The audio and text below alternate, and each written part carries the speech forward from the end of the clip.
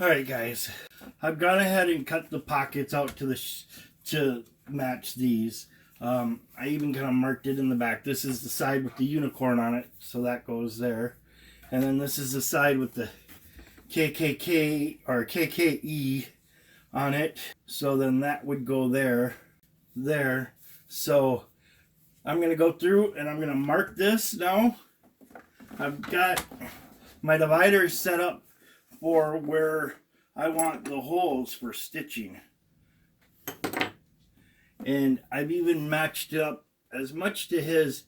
In fact, I'm a little bit off. He uses pretty much the same distance as what I've been using. So, and then I even took and made a little mark and made sure that my punches would be okay, since he's using chisels and I'm using punches. I like the distance. I might just go a little bit further. Okay, I like that distance. Said I like the distance, but then I second guessed myself. I want to just kind of widen it just a little bit, right back where I had it. So no, I'm just gonna score a line where I want my punching to go, and then what I'm gonna do, I'm going to go and punch this. All right, so I got my line drawn exactly where I want it. So I'm gonna do a couple of punches on camera, and then I'll do the rest off camera.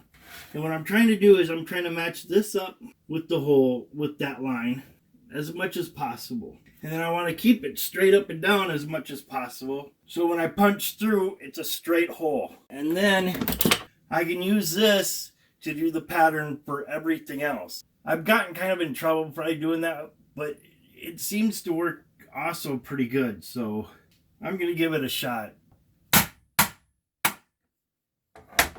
Now what I'm going to do when I get up to this round part is I'm going to come through, and because this isn't going to allow the round, but I can do this. And I'll show you what I can, what this is for. It has 4 punches in it right now. So what I can do, I can remove the 2 outer edges, put my fence back. So now, instead of having a 3-hole punch, I got a 2-hole punch.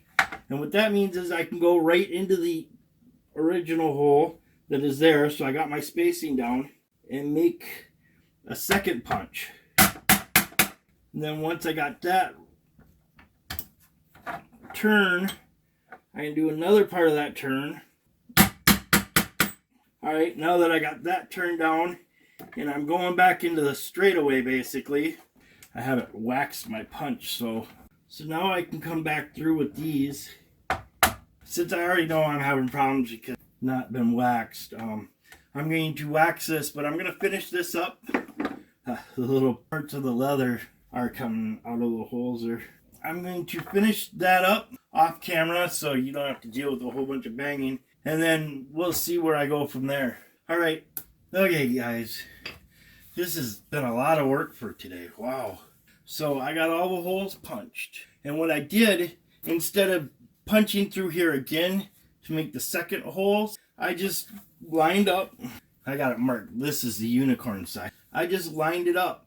And then instead of doing a punch and maybe getting things off kilter, I came through and I marked each hole with a pen. So that way, when I went through to here, I could go like this, and I could see a lot better where my punch was going, and if I was going straight into this piece or not. Instead of hoping I'm going through here, it might have a scar in there that I didn't know about, and it kind of kicks the tool just enough to throw it off kilter here.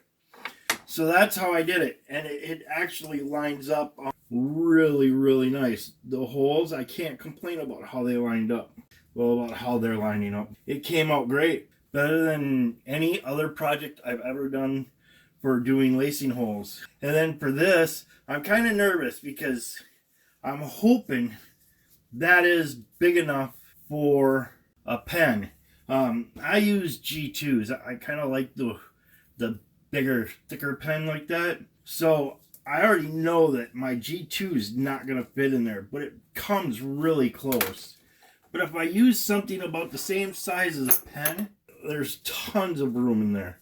Tons. I'm hoping that comes out good then. And I just did the same thing. Instead of using this one as the whole thing, I just matched it up to here, put my pin through this side so it'd make the mark over there, and then I came through and I tried to hold this as tight as possible, and then I used the punch and did it that way. And even this lines up really nice. I'm liking that. That's what I've got on that part. Now the next step is, I've heard people say if you get it a little bit moist, which this is still moist from the tooling and all that, it's still got a little bit of water in there. You can tell it's also a little bit darker too. But it wasn't so dark that I didn't get the burnishing marks in my tooling. I got them, which that's awesome. That's good. That means I had my moisture level right when I did my tooling. So I've got that going. I've got everything going. Now I just have to dye. So I'm going to get these a little wet, and then I'm going to get my sponge a little wet, and then I'm going to dye, and hopefully I get an even coat. Somebody online was saying that that's how they get a really even coat. That's my next step. I'm going to clean up the bench because, as you can tell, it got a real big mess because trying to go through, and I'm trying to do this all in one day because, like I said, I want the first one to be for her, and then she could say, hey, you know, I don't think you're doing a good enough job. My husband wouldn't approve of what you're doing. If she says that, I'm going to stop. I'll give her all the work I've done on it so far so that she's got it all, even the pattern I made, and I'll stop on that. If she says, this is awesome, Tommy, I think you're going to do him proud, I think you're going to get better, and he would be happy, then I'll continue and go what she says. So this one is going to be her. I tried to I modeled it right after his, but he, you know, there's differences. That's the unicorn I did. That's the unicorn he did. There's the KKE. So I kind of did it a little bit differently, but I hope she likes it. So that's where I'm at. I'm really nervous because got a lot. I've done so much. This is a lot of work. I'm gonna sign off on this one for right now, and when I come back, I'll show you. Well, it shouldn't take me too long to set up to get dyeing. I gotta just lay my wax paper out and stuff, and then I'll give it a dye and see what happens from there. All right, guys. Thanks for watching and have a good one.